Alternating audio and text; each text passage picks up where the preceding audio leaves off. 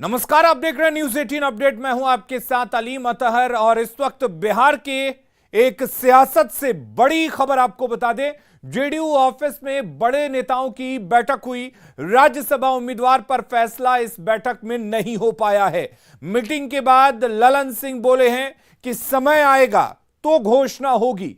Meeting के बाद CM आवास पहुंचे हैं ललन सिंह। बड़ा सवाल कि क्या होगा आरसीपी सिंह का, क्योंकि यह उम्मीद जताई जा रही थी कि इस बैठक के बाद शायद जेडीयू इस नतीजे पर पहुंचे कि क्या आरसीपी सिंह को दोबारा राज्यसभा भेजा जाए या नहीं, या कोई और नाम सामने आएगा। लेकिन अब भी राज्यसभा के दूसरे उम्मीदवार के नाम पर संशय बरकरार है कि आखिर कौन होगा राज्यसभा का दूसरा उम्मीदवार जेडीयू की तरफ से। यह सवाल अब भी बरकरार है। देखने वाली बात यह है कि जेडीयू खेमे से इस सवाल का जवाब कब निकलकर सामने आता है। जब होगा तो आप लोगों को बता दिया जाएगा, चिंता मत करिए। देर बहुत ज्यादा चिंता मत करिए, देर सवेर क्या होता है, जब होगा तो बता दिया जाएगा। लेकिन कब हो सकता है क्या? ये हम आपको सब बता दें, हमको खुद ही नहीं मालूम है। तो जब हमको खुद ही नहीं मालूम है तो हम आपको क्या बता दें। क्या नया कैंडिडेट आएगा कि आरसीपी? अब हमको नहीं मालूम है, ये आपका अपना परसेप्शन जो भी हो, हमको खुद नहीं मालूम। और आनंद अमृतराज हमारे साथ जुड़े हुए हैं। आनंद, इस बैठक के बाद भी फैसला नहीं हो पाया। जेडीयू के राष्ट्रीय अध्यक्ष थे, उसके अलावा प्रदेश अध्यक्ष थे, उपेंद्र कुशवाहा भी मौजूद थे, लेकिन नाम फाइनल नहीं हुआ, या यह माना जाए नाम फाइनल हो चुका है, अब तक वो नाम बाहर नहीं आ पा रहा। देखिए अलीम, अब से कुछ देर के बाद कभी भी नाम का ऐलान किया जा सकता है और जो तमाम औपचारिकताएं थी वो लगभग पूरी हो चुकी हैं। और आपने एक बात गौर किया होगा, हमारे दर्शक विजुअल देख सकते हैं कि जब ललन सिंह जेडीयू दफ्तर से जा रहे थे तो उनके हाथ में एक पीले रंग का लिफाफा था और बताया जा रहा है कि उस लिफाफे में वो नाम था जिस पर बाकायदा साइन करके मुख्यमंत्री आवास लेके गए हैं, ऐसी चर्चा है। लेकिन जो जानकारी मिल रही है कि बहुत जल्द जेडीयू की तरफ से नाम का ऐलान कर दिया गया है कि जो औपचारिकताएं थी लगभग पूरी हो चुकी हैं और कभी भी नाम का ऐलान किया जा सकता है, जिसकी जानकारी हमारे सूत्रों ने दी है।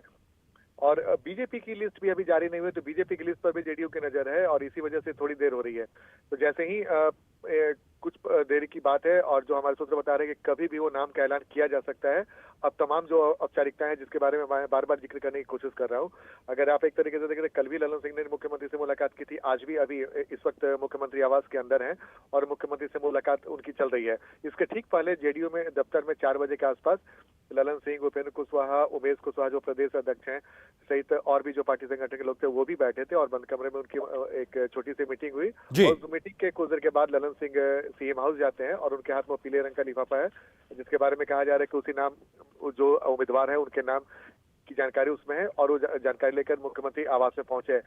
जाहिर सी बात है, नाम की जो घोषणा हो या नाम का जो ऐलान करना हो या फिर जो भी हो औपचारिकताएं, वो तमाम बातें राष्ट्रीय अध्यक्ष ही करेंगे, लेकिन नाम कौन होगा ये नीतीश कुमार ने तय किया है। लेकिन एक औपचारिकताएं होती हैं और औपचारिकता पूरी होने के लिए। लेकिन आनंद, सवाल यह भी है कि पहले नाम की घोषणा तो जेडीयू ने फटाफट कर दी थी, लेकिन दूसरे नाम पर इतनी माथापच्ची क्यों? देखिए अलीम, आप आसानी से समझ सकते हैं, ये पूर्व राष्ट्रीय अध्यक्ष और वर्तमान में केंद्रीय मंत्री आरसीपी सिंह की बात है और आरसीपी सिंह का कद जेडीयू में एक समय काफी बड़ा माना जाता था और उन्हें सेकंड सीएम के तौर पे भी देखा जाता था और ये भी कहा जाता था कि संगठन की बात जब भी होती थी तो वो माना जाता था कि संगठन का मतलब आरसीपी सिंह। तो जाहिर तौर पे एक बड़े कद के नेता हैं और उनका टिकट बरकरार रहेगा या कटेगा, ये जेडीयू के लिए फैसला लेना आसान नहीं था। इसी वजह से इस काम में, इस बात में इतनी देरी हो रही थी। और जैसे ही जब नाम सब कुछ तय हो चुका है, मेरे पास ये भी जानकारी कि तमाम नामे जो नाम की घोषणा होने वाली है, कौन उम्मीदवार होगा, इसकी पूरी जानकारी जेडीयू के आलाकमान के पास है। उन्होंने नाम तय भी कर लिया, उस पर मोहर भी लग गई है, ऐलान बाकी। और यही वजह है कि आरसीपी सिंह की बात है, इसी वजह से इस फैसले में देरी हो रही है क्योंकि इस फैसले का कई असर पड़ सकता है जेडीयू के अंदर खाने। इस वजह से भी जेडीयू के शीर्ष नेतृत्व तो फूक कर कदम रख रही है और ई फॉरवर्ड क्या हो सकता है। चलिए आनंद, इंतजार करते हैं कि आखिर ये जो ललन सिंह के हाथ में लिफाफा दिख रहा है, उस लिफाफे में किसका नाम है और कब इस नाम को इस लिफाफे से जेडीयू बाहर लेकर आती है। उधर झारखंड के सीएम हेमंत सोरेन ने बीजेपी को सरकार बनाने की चुनौती दी है। न्यूज 18 से एक्सक्लूसिव बातचीत में हेमंत सोरेन ने कहा कि वे इस्तीफा देने को तैयार हैं। बीजेपी अगर सरकार बना सकती है तो बना ले। इनको ऑफर देता हूं कि मैं आज सीट खाली कर देता हूं, सरकार बना के दिखा दो।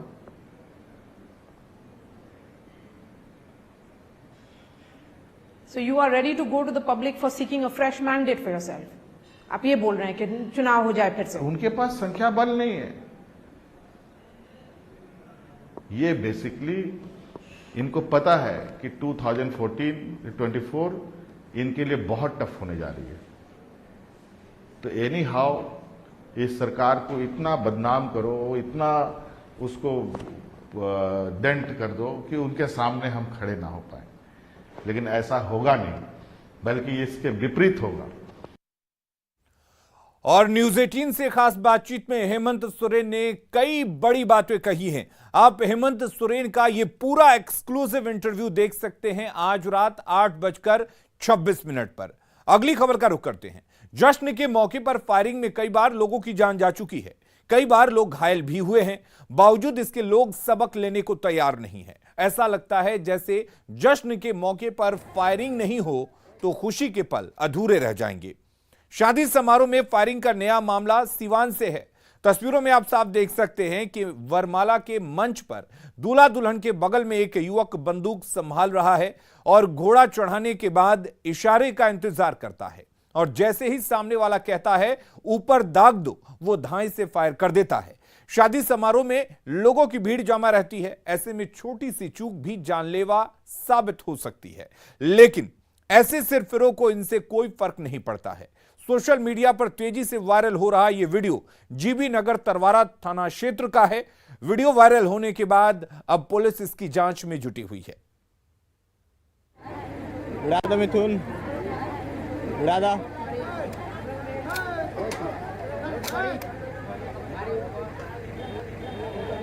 हाँ ऊपर ऊपर।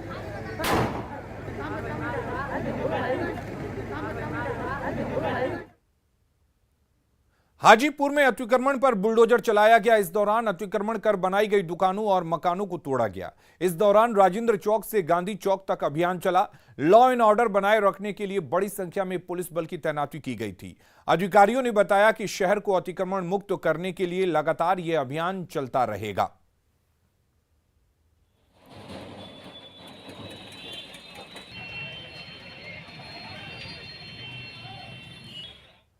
लखीसराय में फरार अपराधियों के घर पर इश्तेहार चिपकाया गया। पुलिस की टीम गाजे बाजे के साथ पहुंची और पिपरिया गांव में 4 आरोपियों पोली यादव, अश्वनी यादव, गुलजार यादव और मुकेश यादव के घर पर इश्तेहार चिपकाया। सभी को सरेंडर करने के लिए 11 दिनों का वक्त दिया गया है। सरेंडर नहीं करने पर सभी के घर की कुर्की की जाएगी।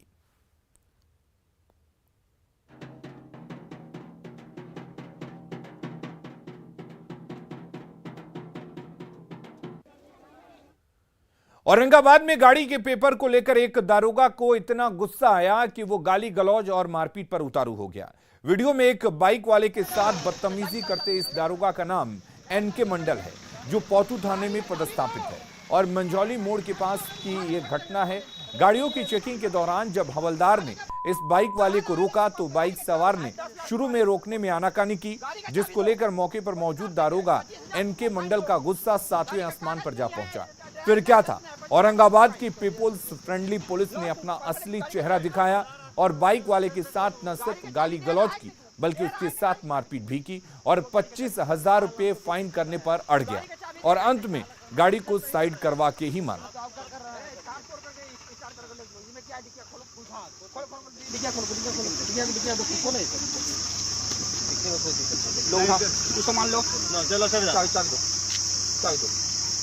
चलो लगा ठीक है। कागज दिखा दीजिए। खाए ना सर जी, ब्लैक सब कागज है। तो चेकिंग तो रुके ना सर जी, मार दिया हमको झूठन सर जी। अभी तो साला अभी तो तुमको कम में मारा।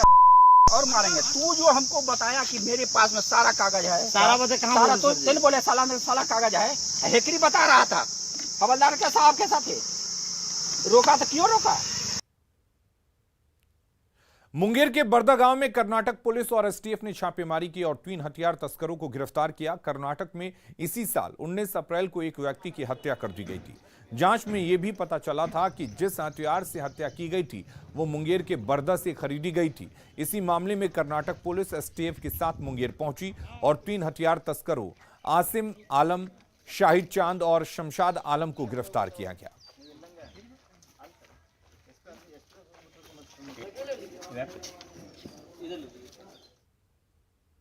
कर्नाटका पुलिस आज एसटीएफ के साथ जिला पहुंची, जहां जिला पुलिस के सहयोग से मुफस्सिल थाना क्षेत्र के कई जगहों पे छापेमारी अभियान चलाई तथा 3 हथियार तस्करों को गिरफ्तार किया गया।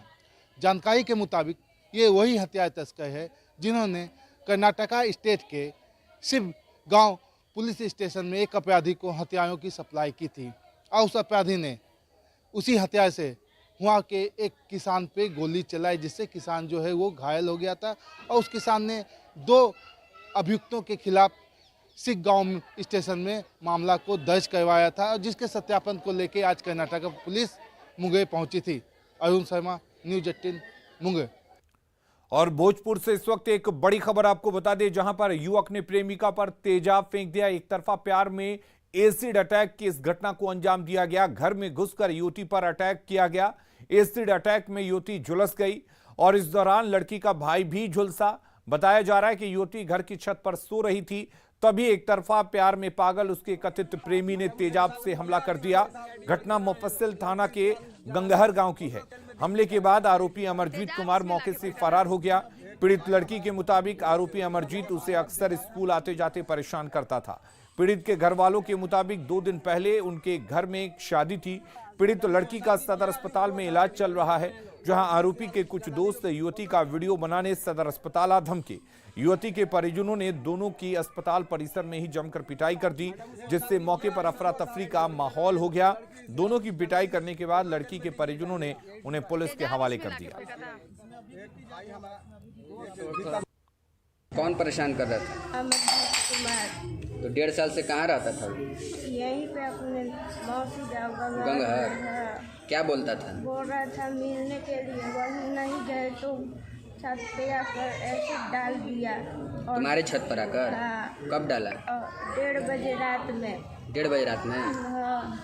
तुम उस समय छत पर सोई थी? हाँ, सोए थे। जब उठे ना तो रेलिंग पे से भागा तो हम देखे उसको। फिर भी वो लड़का बहुत गलत किया है, आप लोग इसको छोड़िएगा नहीं। क्या हुआ था, आखिर क्यों? वो तो बोली ना अभी, वो जो बोली वही बात है। उसको मैंने अफेयर मैंने प्रपोज कर रहा था। हाँ, वो जोर जबरदस्ती फोन करता था। गंगहर गांव मुफस्सिल थाना क्षेत्र का ये मामला है सुबह का। तो उसमें एक युवती के ऊपर तेजाब डाल दिया गया, साथ में एक छोटा बच्चा को भी कुछ छींटे पड़ी हैं। उन लोग का इलाज हो रहा है, वो लोग खतरे से बाहर हैं और ठीक। मामला क्या आ रहा है सर, क्या प्रसंग का? ये एक तरफा प्रेम प्रसंग का मामला आ रहा है। अभी तक तो यही पता चला है, आगे की इंक्वायरी करेंगे। और अगली खबर गोपालगंज से है, जहां का एक युवक अंबुज कुमार पिछले 2 सालों से दुबई की जेल में बंद है। जेल में बंद युवक की ना तो कोई सुनवाई हो रही है और ना ही कोई मदद मिल रही है। परेशान पिता शंभू शरण शुक्ल ने जिलाधिकारी से मिलकर मदद की गुहार लगाई है। दरअसल अंबुज के फेसबुक पेज पर मुसलमान विरोधी एक पोस्ट डाली गई थी, जिसके बाद फरवरी 2020 को उसे बिन लादेन सिग्नल के पास बिन लादेन जेल में डाल दिया गया। 20 अक्टूबर 2020 को अंबुज ने जब माफी मांग ली तो उसे कोर्ट के आदेश पर छोड़ दिया गया, लेकिन कुछ ही दिनों बाद उसे पकड़कर दुबई के शारजाह सेंट्रल जेल में डाल दिया गया। अंबुज तब से शारजाह सेंट्रल जेल में बंद है और उसे कोई मदद नहीं मिल रही है। आपको बता दें कि अंबुज 6 दिसंबर 2017 को दुबई गया था और वहां ग्लास एल्यूमिनियम कंपनी में काम करता था। वो शारजाह जेल में वो है, वहाँ एल्युमिनियम, कौन से एल्युमिनियम फैक्ट्री है उसमें वो काम करने के लिए गए और वहीं से कुछ किसी दोस्त ने वायरल किया वायरल करने के बाद से उन्हीं की मोबाइल से हो आती, इसलिए उन्होंने अपनी ही गलती स्वीकार किया और स्वीकार करने के बाद से उन्होंने पुलिस ने पकड़ लिया। फेसबुक पे उन्होंने एंटी मुस्लिम पोस्ट हो गया, उनके मोबाइल से फेसबुक पे वीडियो पोस्ट हो गया। उसी स्थिति में उनको वहाँ से पुलिस ने उनको अरेस्ट कर लिया, उनको पासपोर्ट वगैरह उनके मोबाइल जब्त हो गई। उसके बाद से उनके पे केस हुआ। केस होने के बाद से अभी तक मतलब उनकी कोई खबर नहीं मिल पा रही है और ना ही अभी तक ये है हमारे यहाँ घर के, हमारे परिवार के, हमारे माँ पिताजी की भी हालत ठीक नहीं है। बिहार विधानसभा अध्यक्ष विजय सिन्हा ने एक बार फिर भ्रष्टाचार का मुद्दा उठाया। उन्होंने कहा कि ब्लॉक ऑफिस में कर्मचारियों के भ्रष्टाचार की शिकायत मिलती है और इसे जल्द दूर किया जाना चाहिए। स्पीकर ने कहा कि माहौल में बदलाव नहीं होगा तो भ्रष्ट कर्मचारियों की परेशानी बढ़ेगी। लोगों ने बताया कि अंचल कार्यालय में जब राजनीतिक सामाजिक कार्यकर्ता जाते हैं तो सही काम में भी उसके खाता खसरा नंबर गलत भर देता है और बाद में वो घूमते रहते हैं, परेशान होते हैं, थका देता है। उसके बाद आर्थिक दोहन करके काम करने का प्रयास करता है। हमने ये पूरे मामला को कहा कि मैं हर प्रखंडवार अपनी विधानसभा में सभी के साथ बैठूंगा और जिनका विगत 2 साल के अंदर जो जितने दिन से है निकलवा करके, अगर जो इससे ज़्यादा केस हैं वैसे लोगों पर कार्रवाई करने का और विभागीय उनके सेक्रेटरी और मंत्री से भी मैं बात करूंगा। और खबरें लगातार जारी हैं, आप बने रहिए न्यूज़ 18 बिहार झारखंड के साथ।